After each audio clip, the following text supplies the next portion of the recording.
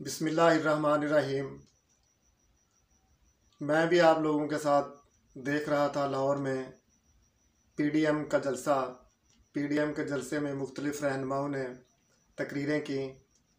तो मरीम नवाज़ साहबा की तकरीर को मैंने बड़े अच्छे तरीके से, बड़े अच्छे गौर से सुना। ऐसे सुना जैसे लोग उनके जलसे में बैठकर उनको सुन रहे होंगे।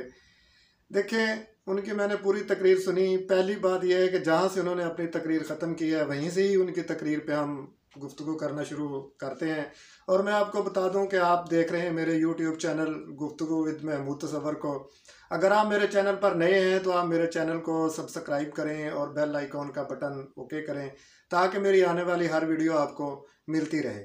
तो जी आइए बात करते हैं। मरीम नवाज़ साहबा ने अपनी तकरीर ख़त्म की। उनकी तकरीर ख़त्म करने में 4-5 नारे उन्होंने इस्तेमाल किए। नवाज शरीफ जिंदाबाद, शहबाज शरीफ जिंदाबाद, मेरा भाई हमजा जिंदाबाद, लाहौर वाले जिंदाबाद, ये जिंदाबाद, वो जिंदाबाद, पाकिस्तान मुस्लिम लीग नून जिंदाबाद। तो मैं हैरान था कि मैं एक पाकिस्तानी हूँ, मैं समझ लें कि इनके जलसे में शामिल हूँ। मुझे बहुत तकलीफ़ हुई इस बात की कि मैंने पूरी तकरीर में इनकी ज़ुबान से एक दफ़ा भी ये नारा नहीं सुना कि पाकिस्तान जिंदाबाद। पाकिस्तान से इनको वैसे ही मुझे लगता है कि तकलीफ़ है। क्यों?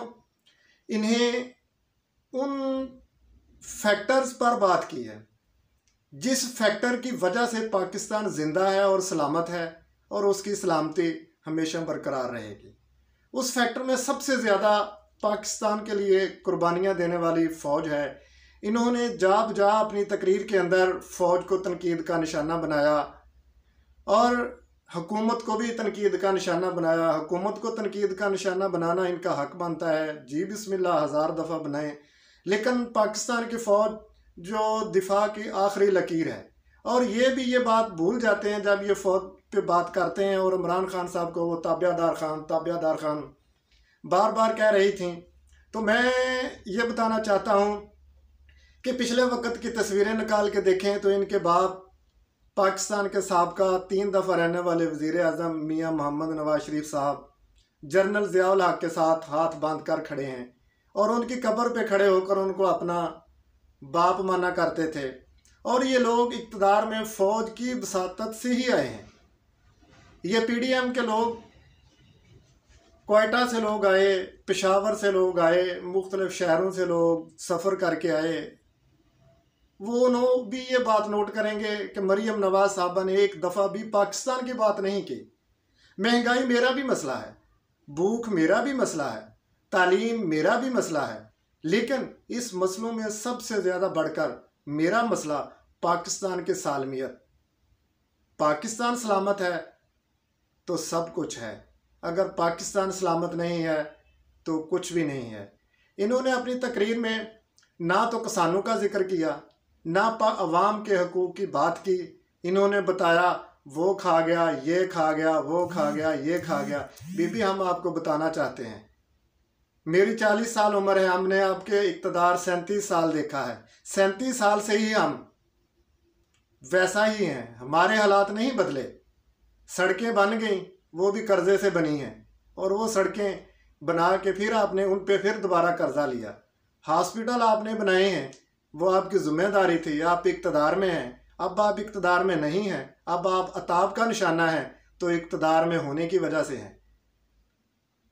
इमरान खान इक़्तिदार में है, कल नहीं होगा, परसों नहीं होगा, अगले साल नहीं होगा, उससे अगले साल नहीं होगा, उससे अगले साल नहीं होगा। देखें कुदरत उसको कितनी देर तक इक़्तिदार में रखती है। जब वो इक़्तिदार से बाहर होगा तो उसके बाद भी कोई आएगा, फिर देखेंगे, वो पूछेगा, इमरान खान से पूछेगा, उसकी करप्शन निकालेगा तो अवाम को पता चलेगा। अब आप इक़्तिदार से बाहर हैं, आप हज़ारों भी रोले उसने ये कर लिया, उसने वो कर लिया, अवाम नहीं मानेंगे।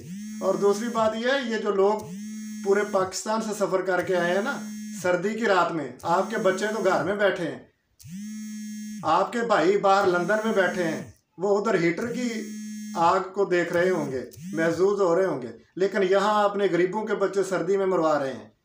किस लिए? इनका यही कसूर है कि ये आपसे मोहब्बत करते हैं। बुलाओ ना उन बाहर वालों को, वो भी आए, जलसे में बैठते, आपके साथ बैठते। आप लोगों को निकलने की दावत दे रही हैं इस्लामाबाद की तरफ, अपनी बहन के साथ निकलना, अपनी बेटी के साथ निकलना। बेटी तुम बाहर वाले की भी बेटी हो, बहन तुम बाहर वाले भी 2-3 जो बैठे हुए हैं ना उनकी भी हो, उनको भी बुलाओ, अपने आगे गाड़ी लगाओ उनकी। भाई जो होते हैं ना वो बहनों से आगे चलकर चलते हैं, दुख तकलीफ सबसे पहले वो बर्दाश्त करते हैं। कैसे हैं आपके भाई जो बाहर बैठे हुए हैं और एक अकेली इधर धक्के खा रही हो? ऐसे ही कहना पड़ता है आपको। क्यों? ताज आपके सर पे रहा, आज ताज नहीं है, आज आप मजलूम बन रहे हैं। हमने देखा है गरीब कैसे पिस रहा है, कैसे पिसता रहा है, और ये पहली दफ़ा हुआ है। भूखे हम पहले भी थे, भूखे हम आज भी हैं। अवाम पहले भी इसी तरह तंग दस्त थी, अवाम आज भी इसी तरह तंग दस्त है। लेकिन एक चीज़ बदली है।